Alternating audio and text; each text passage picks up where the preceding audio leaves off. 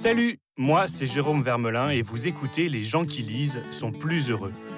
Et si, à l'heure où les réseaux sociaux vampirisent nos cerveaux, prendre le temps d'ouvrir un livre était devenu un acte de résistance? Ce podcast, c'est celui des passionnés de lecture, sous toutes ses formes, sans préjugés. Dans cet épisode, mon invité est le romancier et scénariste français Nico Taquian. Quand je regarde objectivement la réalité du monde dans ses contradictions, et on le voit un peu dans tous les domaines, je la trouve hyper dure, cette réalité. Et en fait, j'ai l'impression que la fiction, c'est quand même un refuge. Écrire des histoires, c'est réinventer, c'est réinterpréter, c'est une manière de se réfugier quelque part et de proposer en fait à des lecteurs de se réfugier avec soi. En ce début d'année, son visage s'affiche en grand format dans les couloirs du métro parisien. Barbe, bonnet, blouson de cuir et tatouage, Nico Taquian a de faux airs de rockstar lorsqu'il débarque dans les bureaux de son éditeur pour me parler de son nouveau roman, Celle qui pleurait sous l'eau. Depuis une dizaine d'années, cet ancien auteur de BD est l'un des artisans les plus prolifiques du polar à la française. À la télévision, où il a créé avec Franck Tillier la série Alex Hugo, qui cartonne sur France 2 depuis 2014, et donc aussi en librairie avec les enquêtes de Thomas Kahn, un flic borderline qui officie à la brigade criminelle à Paris. Dans Celle qui pleurait sous l'eau, Thomas et son équipe enquêtent sur la mort d'une jeune femme retrouvée les veines ouvertes dans le bassin de la piscine Payron dans le 19e arrondissement. Un suicide comme tant d'autres en apparence, sauf pour Rhonda, la coéquipière et compagne de Thomas, qui soupçonne un drame plus complexe. Si Nico Taquian maîtrise à merveille les codes du polar, nerveux, rythmé, bien documenté, l'une de ses grandes forces réside ici dans sa manière habile d'inscrire son intrigue dans une actualité brûlante, celle des violences faites aux femmes. Bonjour Nico Taquian. Bonjour. Ça va bien ? Super. Alors, on se retrouve par un jour pluvieux à Paris. Un autre jour pluvieux à Paris. Un autre jour pluvieux pour parler de Celle qui pleurait sous l'eau. On est chez votre éditeur, Calman Lévy. Sur le chemin, en venant, je vous ai vu partout dans le métro. Ouais, c'est impressionnant. C'est sympa, hein ? Elle est pas mal, cette photo. Oui, elle est immense, hein, surtout. On pourrait croire que j'ai la grosse tête, hein, mais c'est juste sur le papier, en fait. Hein. Et pas du tout. Bah non. Heureusement, je pense qu'il faut quand même, quand on est écrivain, éviter d'arriver jusqu'à la grosse tête. Mais ce côté un petit peu... ce côté un peu starification des écrivains avec leur gueule comme ça en gros sur les affiches, ça correspond à votre caractère, à votre personnalité ?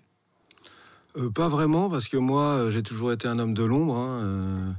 Ça fait quand même une vingtaine d'années que j'écris des histoires dans différents domaines. J'ai jamais été en avant, j'ai découvert ça finalement avec le roman. Ce qui est étrange, hein, parce que c'est l'endroit où on met le plus de soi et en même temps, tout d'un coup, hop, on se retrouve projeté vraiment en avant. Donc je ne l'ai jamais vraiment cherché, mais je peux pas dire que je suis pas content. Il y a toujours un truc un peu narcissique qui fait qu'on est content de se voir sur un mur. Hein. En même temps, on sait que ça dure 5 ou 6 jours. Donc voilà.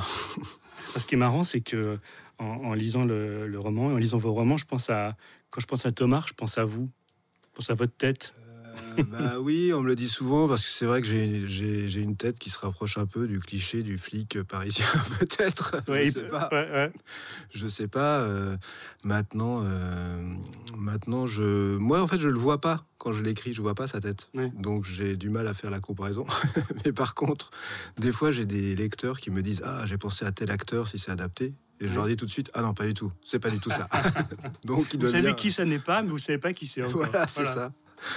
Et Thomas, il a quand même un peu de traits de votre personnalité. Vous y mettez même si c'est pas à la première personne, vous y mettez quand même beaucoup de vous-même chez ce personnage récurrent qui est là depuis plusieurs romans déjà et que je crois vous avez envie d'accompagner encore quelques années. Oui, en fait, quand j'ai créé ce personnage, j'étais conscient qu'il fallait quand même que j'accepte l'idée de le suivre donc d'année en année, d'avoir envie de le reprendre, de le faire évoluer, etc.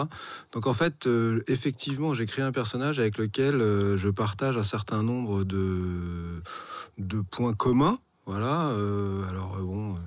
Je pense un sens un peu de la justice qui se mélange parfois un peu mal avec le droit, par exemple, alors moins que Thomas, hein, parce que Thomas, il a vraiment des casseroles et il est un peu borderline, mais moi, des fois, j'ai l'impression que le droit et la justice font pas forcément bon ménage.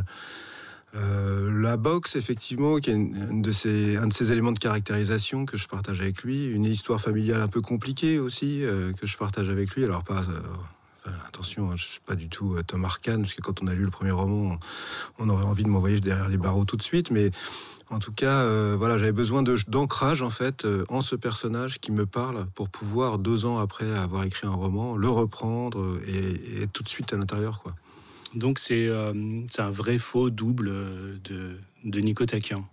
Ouais, d'une certaine Fantasmé peut-être. Fantasmé sur certains points. Il y a aussi des choses chez lui qui m'énervent beaucoup. Je pense aussi critique sur d'autres. Donc oui, c'est... Alors, j'ai l'impression que c'est difficile de dire un vrai double, parce que je me retrouve un peu dans plusieurs personnages de cette série, mais aussi en général quand j'écris, j'explose quand même mes angoisses, mes envies, mes désirs sur tous les personnages. Donc Thomas, certes, mais les autres aussi, hein, je m'y retrouve bien aussi, hein. J'ai cru comprendre que vous aviez pas mal arpenté le Bastion, le nouveau siège de la police, et que à Paris, et que parfois on vous prenait pour un flic. C'est vrai ? Alors, disons que un peu comme mes lecteurs qui me confondent avec Thomas, j'ai pas mal à me faire confondre non plus par les policiers. Pour un policier, souvent dans les couloirs, il m'est déjà arrivé d'avoir des gens qui me saluent militaire, comme si j'étais une huile qui passait dans un couloir. Ouais.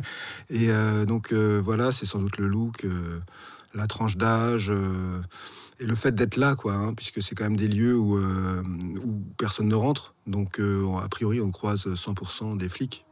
Il n'y a pas de raison que ce soit quelqu'un qui se balade comme ça dans les couloirs. Ça peut pas être un prévenu, ou c'est forcément un policier. Donc ça m'arrivait.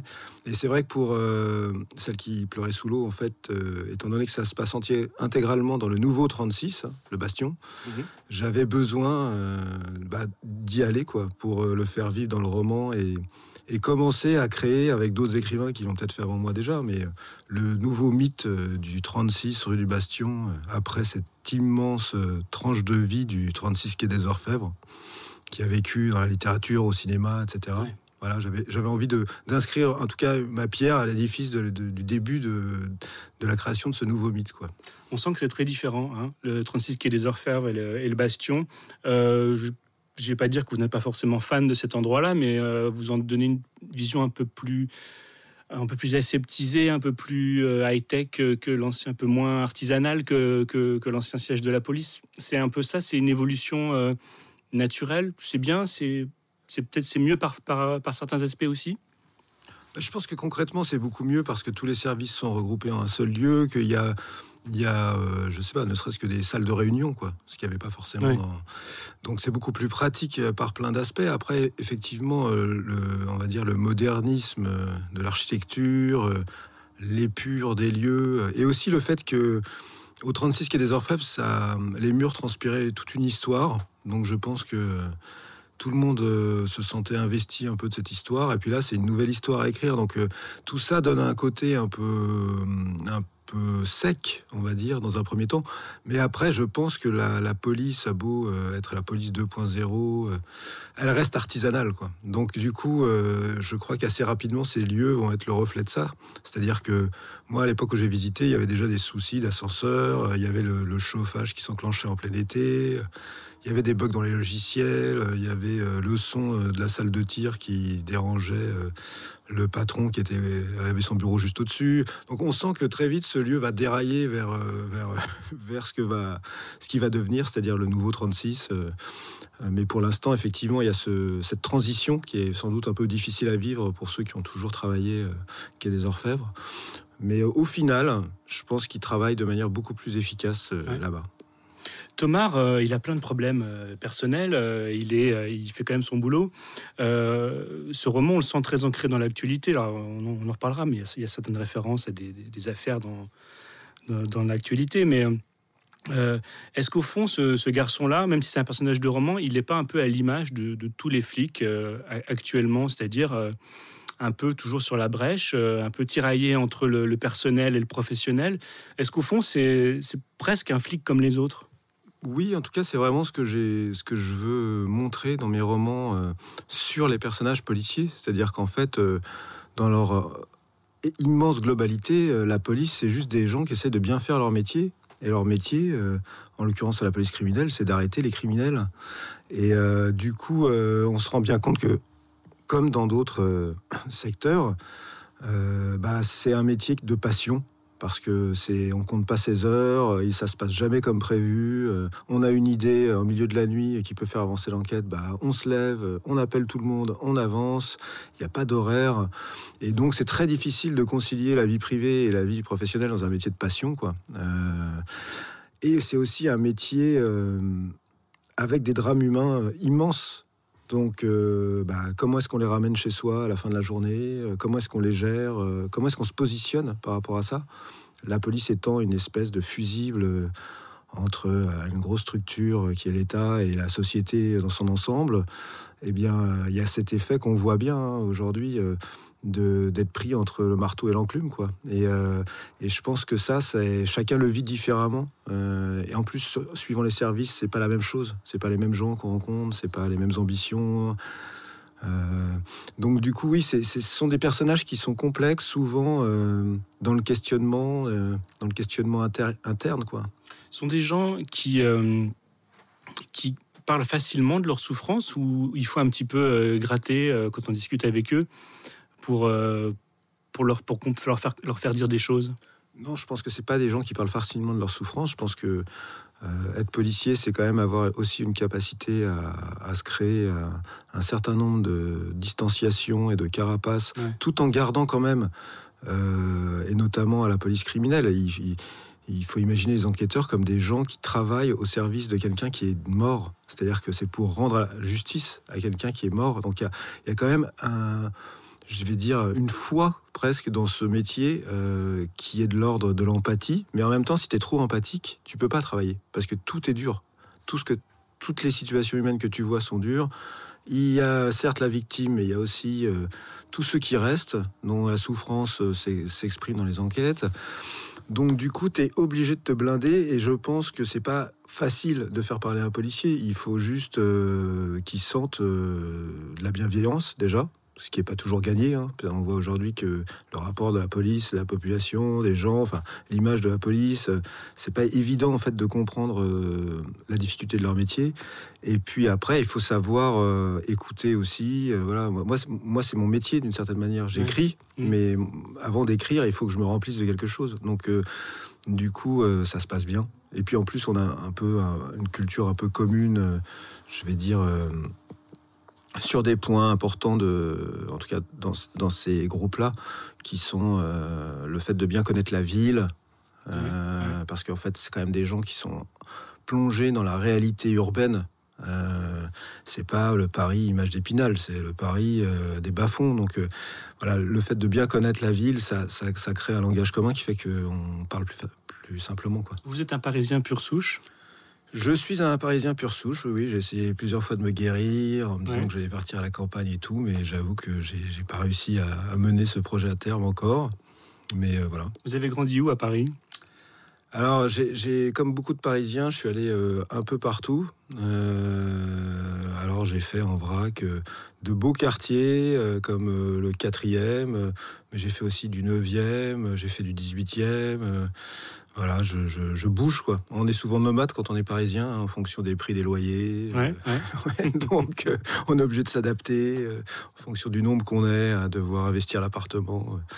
Voilà, mais j'aime beaucoup cette ville, et en même temps, il y a aussi beaucoup de choses que j'aime pas dans cette ville. C'est un peu paradoxal d'être parisien, c'est amour-haine, quoi. Et en même temps, quand j'en sors et que je suis à un endroit où il y a tout ce que je rêve d'avoir, le silence, la tranquillité, un peu de verdure, etc. Très vite, je me dis, qu'est-ce que je fais là ? Je reprends la voiture, je rentre, je vais aller. Est-ce qu'il y a un bar dans le coin ? Est-ce qu'il y a... Et donc voilà, je pense que cette ville aspire beaucoup les gens aussi. Elle peut les répulser, mais quand tu es né à Paris, en fait, je pense que c'est différent de quand tu viens de province. Ouais. Moi, j'ai beaucoup d'amis provinciaux. En général, ils sont tous repartis. Ils viennent pour le travail, ils travaillent, et puis quand ils peuvent le faire, ils repartent. Moi, je vois que je me sens un peu aspiré, quoi. Moi, j'ai passé déjà plus de la moitié de ma vie à Paris, depuis que je suis arrivé ici. J'arrive pas à partir. Ça ne m'étonne pas. Et à Paris, il y a beaucoup de flics, il y a aussi beaucoup d'écrivains. Est-ce que cette envie de... D'abord, vous avez tout ce qu'il faut dire, rappeler pour ceux qui ne vous connaissent pas, c'est que vous avez été journaliste, vous avez écrit de la BD, de la série télé, vous avez toujours voulu raconter des histoires. Est-ce qu'elle est née, cette envie de raconter des histoires, est-ce qu'elle est née ici à Paris? Est-ce qu'elle a été motivée par des séjours en bibliothèque, en librairie Alors, pour avoir beaucoup réfléchi à cette question qu'on me pose de temps en temps quand même, mais aussi par intérêt personnel de la réflexion, je pense que moi j'écris vraiment des histoires parce que c'est une forme de résilience pour moi déjà d'un certain nombre de choses, mais aussi parce que je me sens mieux dans l'élaboration de fiction et d'histoire que dans le concret du réel. Voilà. Donc, par exemple, je citais ça dernièrement, mais quand j'étais petit, quand j'avais vraiment un sujet qui me perturbait ou une angoisse, j'écrivais sur un bout de papier mes griefs, tout ce que je pensais, et je glissais le bout de papier sous la porte de ma mère, en fait. Et en fait, ça m'est revenu il n'y a pas longtemps, cette anecdote, et ma mère a gardé plein de petits bouts de papier avec écrit des choses dessus, etc. Et je pense qu'en fait, le support écrit a toujours été pour moi une manière de m'exprimer et d'exprimer quelque chose de profond. Oui. C'est pour ça que j'explique plus de manière psychanalytique en fait mon envie d'histoire que même par des références littéraires ou une culture ou même par mon amour de l'audiovisuel, du cinéma. Je pense que ça m'a nourri ensuite, ça a nourri ma manière d'écrire. Mais dans la première envie, dans la chose qui fait que je suis quelqu'un qui raconte des histoires par le médium de l'écriture, c'est parce que c'est beaucoup plus facile pour moi en fait de dire les choses. Que finalement de les vivre dans la réalité quoi. La réalité, elle est parfois dure pour vous à supporter? Ah ouais, je la trouve même assez. En fait, quand je prends un peu de distance, quand je prends un peu de distance et que je la regarde, quand je parle de la réalité, je parle pas de ma condition à moi, parce que moi je m'en sors bien et que j'ai beaucoup de chance en fait d'être dans un pays qui est pas en guerre. D'avoir suffisamment de revenus pour pouvoir nourrir mes enfants, d'habiter un appartement et de ne pas être à la rue. Donc, moi, je suis conscient de tout ça, j'ai beaucoup de chance de tout ça. Mais quand je regarde objectivement la réalité du monde dans ses contradictions, et on le voit un peu dans tous les domaines, je la trouve hyper dure, cette réalité. Et en fait, j'ai l'impression que la fiction, c'est quand même un refuge. Et écrire des histoires, c'est réinventer, c'est réinterpréter. Je parle pas de révisionnisme, attention, parce que comme je suis arménien, c'est un mot sur lequel je suis assez précautionneux en tout cas. Oui. Mais en tout cas, c'est une manière de se réfugier quelque part et de proposer en fait à des lecteurs de se réfugier avec soi, quoi. Enfin, je pense qu'en fait, on lit beaucoup aussi parce qu'on a envie pendant un moment de sa vie, une tranche de sa vie, d'évasion et de quitter quelque chose qui est plus oppressant que ce qu'on va retrouver dans le livre, quoi. Le titre de mon podcast est toujours matière à réflexion pour mes invités. Les gens qui lisent sont plus heureux. Est-ce que vous êtes d'accord avec ça? Je pense que déjà, je pense que si tu lis, c'est pas par hasard. Je pense que si tu lis, c'est parce que tu recherches quelque chose de plus que dans la vie. Donc, je suis assez d'accord avec ça. Je pense que... Après, le problème, c'est que la lecture, il ne faut pas que ça devienne une forme de dépression. C'est-à-dire qu'on peut aussi lire pour se réfugier et ne jamais sortir de son refuge. Et du coup, avoir du mal à vivre dans la vraie vie. Donc, je pense qu'on peut être plus heureux en lisant, mais voilà, il faut pas aller au-delà de la dose indiquée, quoi. L'écrivain, le raconteur d'histoire, le scénariste que vous êtes, il a toujours du temps pour la lecture, pour lire les histoires des autres? Très peu. Ouais. Très concrètement, très peu. En fait, principalement, mes lectures sont tournées autour de ma documentation, autour de mes centres d'intérêt, mais qui vont nourrir en fait ce que j'écris. J'ai plus de temps pour la fiction parce que j'arrive mieux à la fractionner. Je peux voir 20 minutes d'un épisode télé que je fractionne en 10 fois dans la journée. Enfin, j'arrive à le faire. Alors qu'une lecture, en fait, une fois que je suis dedans, j'ai pas envie d'arrêter. Et finalement, ça me chronophage. C'est plus chronophage pour moi. Mais de toute manière, d'une certaine manière, si c'est pas la lecture, je suis obligé de me nourrir de toute manière. Parce que sinon, au bout d'un moment, on a dit ce qu'on avait à dire. Et on a beau être dans l'introspection quand on écrit. on n'a pas non plus des milliers de choses à raconter sur soi, quoi. Mmh. Donc voilà, moi ça fait longtemps que je fais ce métier. J'ai toujours réussi à me renouveler, parce qu'effectivement, avant je faisais de la bande dessinée. J'avais quand même publié 35 des albums de bande dessinée. J'ai fait en fiction. Pas mal, hein. Ouais, en fiction, j'en suis à 80 fictions qui ont été diffusées. Ouais. Donc des histoires, j'embrasse tous les jours. Mais c'est aussi parce que j'observe beaucoup de monde. J'écoute des podcasts, ce qui me nourrissent beaucoup aussi, autant que la lecture. Bah voilà, vous voyez, je suis d'accord. Bah très oui. bien. C'est un bon format. Oui. Il y a un thème très fort dans ce roman qui est en plein dans l'actualité. Ce que je disais tout à l'heure, c'est que ce livre, on sent qu'il est imprégné de plein de choses. Alors, vous faites référence à l'affaire Benalla, vous parlez brièvement des gilets jaunes, en tout cas des blocages de Paris. Une farce, C'est même une farce, ouais. Allez. Vous pouvez la raconter, la farce? Bah oui, parce que forcément, j'écris le livre un peu en décalage avec la période de temps dans laquelle ça se déroule. Et j'ai une scène à un moment où j'ai Thomas et son mentor Berthier qui sont dans la voiture. Et en fait, il y a un embouteillage le long du métro aérien. Puis ils se rendent compte que c'est deux mecs, des ouvriers de la ville de Paris, qui ont des gilets jaunes et qui sont en train de bloquer. Et Berthier lui dit, c'est quand même pas deux cons avec des gilets jaunes qui vont bloquer tout le pays. Ouais. Mais ça... Il ne le sait pas, mais bientôt ça va venir. Mais en fait, oui, voilà, c'était une forme de blague, ça. Mais sinon, en fait, ce que je fais sur l'actualité, c'est que dans la période de temps où se déroule mon histoire, je regarde tous les anciens journaux télévisés de cette période-là, pour avoir l'état exact de l'information au moment où ça se déroule. Parce que souvent, ce qui se passe, notamment Benalla, par exemple, c'est que les affaires, elles passent d'un pan à un autre pan de l'affaire, etc. Mais moi, je suis pas censé le savoir. Donc, mes personnages ne sont pas censés le savoir. Donc, je prends à l'instant T exactement ce qu'ils savent pour pouvoir nourrir mes romans, en fait. Benalla, c'est un personnage de roman, non? Bah oui, de BD, je pense. De BD, plutôt. De BD humoristique. Oui, enfin, en tout cas satirique, oui, c'est sûr. Je pense. Ils en parlent souvent, les flics, de l'affaire Benalla? Non, pas tant que ça. Mais très sincèrement, moi, j'ai pas. C'est souvent moi qui mets ça. Ouais.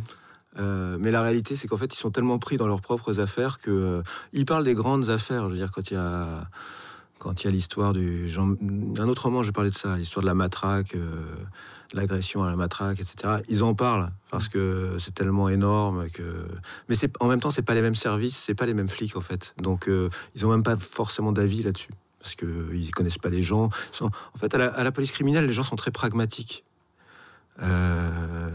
Que ça soit un policier ou que ça soit quelqu'un du civil, à partir du moment où il y a un délit, etc., ils vont réfléchir de la même manière. C'est pas parce qu'il est policier qu'il y aura une présomption d'innocence. Ils vont réfléchir exactement de la même manière et se dire, attends, le gars, il est là, comment ça a pu se passer? Ils vont commencer à mettre les jalons de leur enquête pour voir comment ça a pu se dérouler. Enquête personnelle, voilà. Et essayer de comprendre. Mais en fait, en réalité, moi, j'ai très rarement entendu parler d'affaires internes avec les policiers avec lesquels j'ai discuté. Souvent, ils me parlent des affaires sur lesquelles ils sont eux. Oui. Ce qui les intéresse quand même beaucoup plus, quoi. Alors, donc, un type d'affaires qu'on peut découvrir dans cette histoire, c'est donc ça parle des violences faites aux femmes. Hein. Votre victime est retrouvée dans une piscine et les veines tranchées. A priori, c'est un suicide. Et on va découvrir au fur et à mesure, sans spoiler, hein, mais que c'est peut-être un suicide forcé.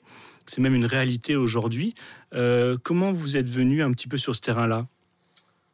Alors, je suis venu à la base de manière assez violente, c'est-à-dire que j'étais en train d'écrire mon précédent roman, Avalanche Hôtel, et je vois d'un coup dans la rue, sur les kiosques, la couverture des Inrecuptibles avec Bertrand Cantat, qui disait, je ne sais plus quoi, mais un truc qui voulait dire « Soyez gentil, j'ai payé » ou un truc comme ça. C'était le sens de cette couverture. Ouais.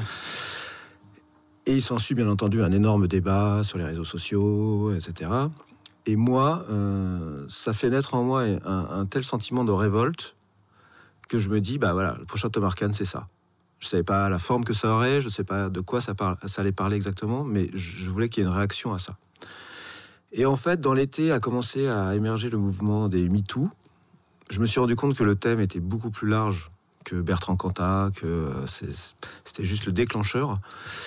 Et là aussi, je me suis rendu compte que comme moi, j'allais mettre 1 an à écrire le livre et qu'il sortirait l'année après, etc., ça allait être énormément traité, qu'il allait y avoir une espèce de vague et dans l'actualité, et puis ça s'est avéré juste.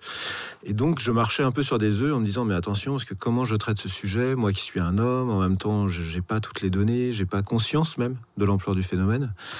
Donc j'ai commencé à chercher qui pourrait me documenter, en fait, me donner. Et je me suis rendu compte, en fait, que dans mes contacts Facebook, j'avais Yael Meloul, qui était une avocate spécialisée dans les violences faites aux femmes. Donc je l'ai contactée en lui demandant de la voir. Et il se trouve qu'elle avait lu mes 2 précédents romans, qu'elle connaissait Tom Arcade. Ouais.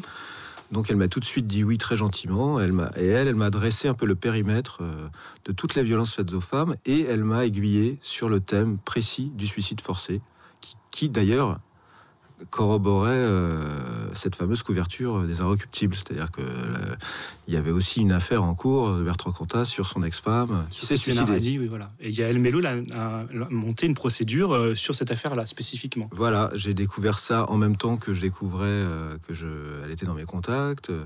Donc il y a une espèce de hasard comme ça qui m'a fait rencontrer la bonne personne, qui m'a expliqué en fait ce qui était compliqué pour moi, c'est que moi, comme mes personnages sont des policiers, des magistrats, des avocats, j'avais besoin du point de vue de la police sur les violences faites aux femmes. De la police et du milieu judiciaire, pas le point de vue de la société. Et du coup, grâce à elle, j'ai eu très clairement en fait où on en était, la jurisprudence, les affaires précises, et aussi cette forme de sororité, mais qui englobe aussi des hommes. Je dis sororité, mais il y a aussi des hommes à l'intérieur de la justice, qui essayent de faire avancer cette jurisprudence, et ça amène effectivement à ce qu'on voit aujourd'hui, c'est-à-dire une avancée dans les textes, puisque j'ai remarqué que hier avait été voté le fait de rentrer dans le code civil la notion de suicide forcé, ce qui n'existait pas avant. Donc c'est quelque chose, c'est une réalité, c'est quelque chose qu'on découvre et qui va peut-être sans doute même donner qui va faire l'objet de procédures dans les semaines, les mois qui viennent. Sans doute, parce que en fait la grosse difficulté que m'a expliqué donc Yael, c'est que dans la sphère publique, il y a assez rapidement une réaction du législateur, parce que on a pu avoir des condamnations pour harcèlement moral qui entraînent la mort, par exemple Orange. Hein, tout à fait. Il y a eu des jurisprudences de condamnation. Dans la sphère privée, non. Pourquoi ? Parce que la sphère privée, on imagine que le nombre d'affaires va être peut-être importante. Peut-être que c'est quand même les violences faites aux femmes, c'est une espèce d'iceberg, hein, dont finalement les violences physiques sont le sommet, et elles entraînent la mort, et on peut le prouver et on peut condamner parce qu'il y a eu violence physique, mais en dessous il y a toutes les violences psychologiques qui sont légion, et certaines pouvant entraîner le suicide forcé, donc la mort aussi, mais à un niveau sous le niveau de l'eau, quoi, qui fait que jusqu'à maintenant on n'arrive pas à le prouver, on n'arrive pas à condamner. Donc le législateur, on peut comprendre que d'une certaine manière, ouvrir le champ des possibles à ça, c'est ouvrir, multiplier les affaires, les procédures, oui. et mettre la justice dans une situation de ne pas pouvoir faire face, ce qui est déjà souvent le cas. Je pense que c'est ça. Il y a aussi la notion de... Quand ça va se passer en France, on a un système d'experts. Donc là, c'est la porte ouverte à tous les experts, parce que forcément, il va falloir prouver que telle personne était sous telle emprise, mais elle est morte. Donc, il va y avoir expertise sur expertise. Je ne sais pas si je suis pas le mieux placé pour en parler, mais je ne suis pas persuadé, au vu des affaires que j'ai pu connaître, que le monde des experts en justice soit un monde ultra efficace et reconnu. Il y a toujours des contre-expertises, on remet toujours en question l'expertise de l'expert. Enfin, c'est quand même une nébuleuse en fait, et dans laquelle je pense de nombreuses affaires vont s'ouvrir et tracer la voie, quoi. Est-ce que finalement, alors on parle des affaires de suicide forcé, mais les violences conjugales, on a vu que c'était difficile pour les femmes de porter plainte, c'était difficile, encore plus difficile de se retrouver devant le tribunal. Est-ce que au fond, c'est pas juste le témoignage d'un déséquilibre entre les hommes et les femmes au sein de ces institutions, la police, la justice? Est-ce que c'est pas finalement des univers d'hommes essentiellement? Est-ce que ça explique en partie le fait que les femmes soient pas entendues? Vous qui les connaissez un peu cet univers. C'est difficile de répondre parce que je pense que tout est j'ai l'impression d'être ultra féministe en disant ça, mais c'est la réalité. Tout est un univers d'hommes. Enfin, a priori, ça s'ouvre, mais à la base, tout était un univers d'hommes. Mais je veux dire, la police, c'était un univers d'hommes. Il y a eu des femmes commissaires qui sont arrivées. Ça s'ouvre de plus en plus. Mais si vous regardez l'école de magistrature, par exemple, ce que j'ai fait pour pouvoir écrire Celle qui pleurait sous l'eau, parce que j'ai justement un personnage qui vient là, un procureur, c'est 85% des femmes. Des jeunes femmes qui sont souvent très bûcheuses, qui font leur école très jeunes, qui sortent diplômées et qui se retrouvent balancées effectivement dans la justice, etc. Donc je pense que de toute manière, il va y avoir une évolution parce que tous ces métiers se féminisent. Maintenant, c'est sûr que, je dirais, le passé ne montre pas un regard très bienveillant à l'égard de ces affaires, parce que, principalement, c'est des hommes qui s'occupaient de ces affaires-là et que ça les intéressait pas trop de se pencher dessus. C'est un fait, quoi. Ouais, c'est un fait, mais je pense que ça va forcément évoluer de par le fait qu'il y a de plus en plus de femmes qui prennent ces affaires entre leurs mains. Maintenant, la difficulté aussi, c'est qu'il faut arriver à trouver une juste mesure là-dedans. C'est-à-dire que c'est ce que j'ai essayé de faire dans le roman aussi. Tout le monde n'est pas pervers narcissique. La violence psychologique, c'est quelque chose de très précis dont certains aspects peuvent être, je veux dire, le fait de gens normaux qui se rendent pas compte qu'ils devraient pas dire ça. Mais après, il n'y a pas que, il y a aussi ceux qui sont vraiment des sociopathes, quoi, ou qui ont un manque d'empathie. Donc, ce que je veux dire, c'est que il va y avoir, ça va devoir s'équilibrer, parce que forcément, enfin, pervers narcissique, par exemple, c'est un terme que je n'emploie pas dans le roman et que j'aime pas employer, parce que c'est un terme qui est totalement galvaudé, parce que tout le monde est tous les hommes, à un moment, j'ai l'impression que tous les hommes qui se séparent de leur compagne peuvent potentiellement être des pervers narcissiques, ce qui n'est pas du tout le cas, et il va falloir qu'à un moment on se rende compte que c'est quand même un phénomène quasi pathologique et qu'on puisse l'isoler de cette masse-là. Mais bon, ça, c'est un travail de longue haleine, à mon avis. Alors, chez les flics, on a beaucoup parlé de Thomas, mais il y a aussi Rhonda dans l'histoire, qui est sa partenaire et sa compagne aussi, même si c'est compliqué pour eux.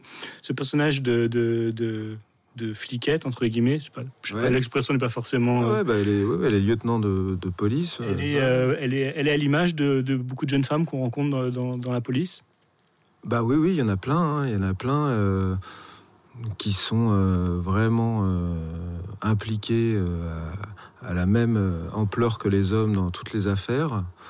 C'est un personnage que j'aime beaucoup parce qu'elle a une double difficulté, c'est que déjà, il faut qu'elle arrive à faire sa voix dans une police qui est quand même principalement masculine, même s'il y a beaucoup de femmes, et il y a quand même plus d'hommes que de femmes. Et puis aussi, elle a eu la mauvaise idée de tomber amoureuse de son chef de groupe.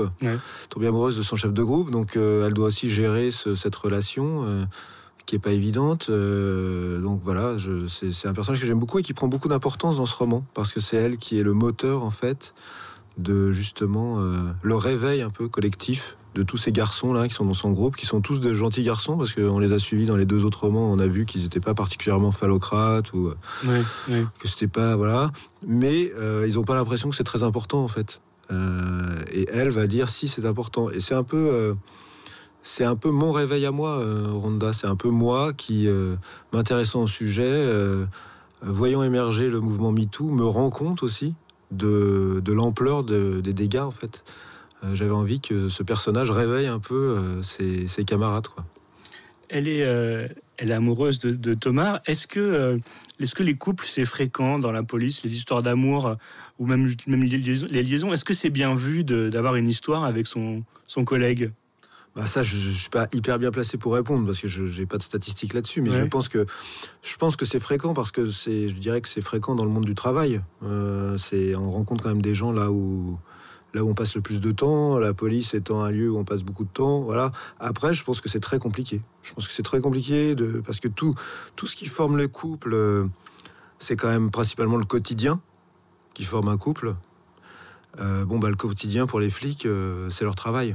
Ouais. Donc, sortir du travail on rentre à la maison, on ramène les problèmes, quoi. On continue à parler des histoires. Créer un quotidien à côté de ce métier, c'est quelque chose qui est compliqué. Alors le créer à 2, on imagine le niveau de complication. Après, moi, j'ai Je connais des policiers qui ont une famille, des enfants et qui arrivent à s'en sortir. C'est pas la généralité, mais il faut sans doute des partenaires, des maris, des femmes qui soient particulièrement adaptés à être avec un métier de passion. Bon, il y a d'autres métiers où c'est comme ça. Oui, bien sûr.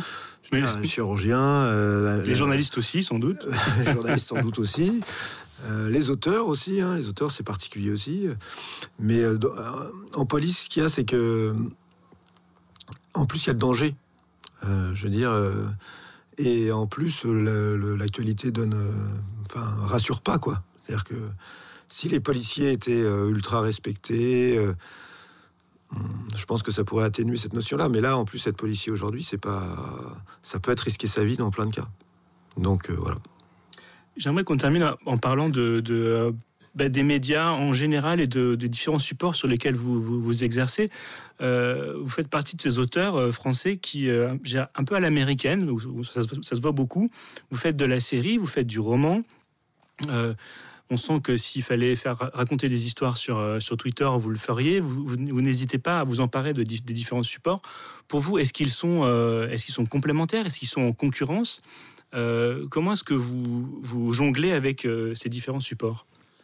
Alors pour moi, ils sont très différents. Je trouve que chaque support a vraiment ses spécificités, aussi bien dans la manière de le traiter, de raconter l'histoire, que dans finalement ce que tu peux raconter. C'est-à-dire que, par exemple, moi, en tant que scénariste pour la télévision, j'ai souvent été contacté, travaillé sur les adaptations de romans.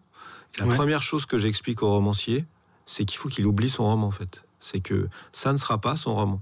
Ça sera un reflet de son roman par certains aspects et autre chose de complètement différent par d'autres. C'est pour ça, d'ailleurs, que c'est très compliqué d'aimer l'adaptation d'un roman qu'on a aimé. Parce qu'il y a autant de lecteurs qu'il y a de romans, quoi. On se fait une image de tous les personnages et on n'arrive jamais à le faire en audiovisuel. On est obligé de faire des choix en permanence. Après, par exemple, en BD, j'appréciais énormément la relation avec le dessinateur. C'est que il y avait un enrichissement en fait immédiat de l'histoire et du texte par un dessin. Donc il y avait une jouissance vraiment de voir la mise en image immédiate, qui est moins présente dans l'audiovisuel. En audiovisuel, moi, une fois que j'écris un scénario, souvent, je suis un tout petit peu associé au moment du casting parce qu'il y avait des lectures, etc. Mais je vois le film beaucoup plus tard. J'ai oublié même que j'avais écrit ce scénario et on me dit « Ah ben, le film est prêt, tu peux le voir ». Et j'ai pas cet attachement. Alors que dans la BD, c'était immédiat. J'envoyais des pages, je voyais revenir. Alex Hugo sur France 2, vous le suivez de loin ou pour vous, c'est... Je peux pas le suivre de loin parce que franchement, j'y travaille donc, tous les ans depuis 6 ans. Ouais. J'ai écrit au minimum un épisode par an. Ça vous échappe un peu quand même. Oui, complètement. Après, maintenant, je connais très bien les acteurs, les réalisateurs, donc je sais que tout est entre bonnes mains et que j'aurai pas de surprise particulière. Je me dirais pas, ah ouais, j'aurais pas pensé que ça serait... Non, Alex Hugo, c'est justement la magie de ce programme, c'est que non seulement il marche super bien sur France 2, mais en plus, ça a créé une espèce de famille globale. Comédiens, techniciens, producteurs, scénaristes... qui fait que tout le monde est en confiance et ça roule, quoi. Mais c'est rare, en fait. En audiovisuel, souvent, c'est du coup par coup. On ne sait pas si ça va marcher, on ne sait pas si ça va continuer, on ne sait pas si le comédien va rester, on sait pas... Là, c'est... Même les lieux de tournage, Alex Hugo, j'avais publié une image sur Instagram qui avait envoyé Samuel Le Billon où il y avait la salade Alex Hugo. Dans le coin du village où ils sont. Donc c'est devenu une espèce d'institution. Mais ça, il y a que la télé qui peut offrir ça, parce que c'est tellement puissant en fait en termes de médias que chaque épisode d'Alex Hugo, c'est plus de 5 millions de spectateurs et on sent que ça s'inscrit durablement, quoi. Au bout de 6 ans, que ça continue à être 5 millions de spectateurs, ça s'est rentré dans la vie des gens et les comédiens vieillissent et ça se voit.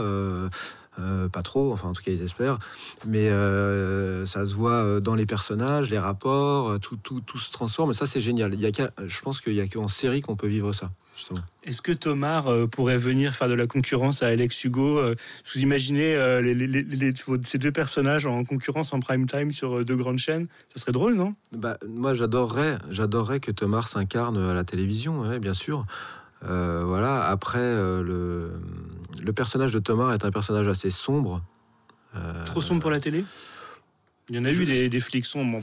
Je pense à Braco, je pense à d'autres. Mais je pense qu'aujourd'hui, la notion de trop n'existe plus en télé. Je veux dire, la concurrence est telle elle est mondiale, et pas seulement américaine, elle est européenne, elle vient de tous les pays du monde, que on peut pas s'interdire d'avoir des personnages un peu sombres.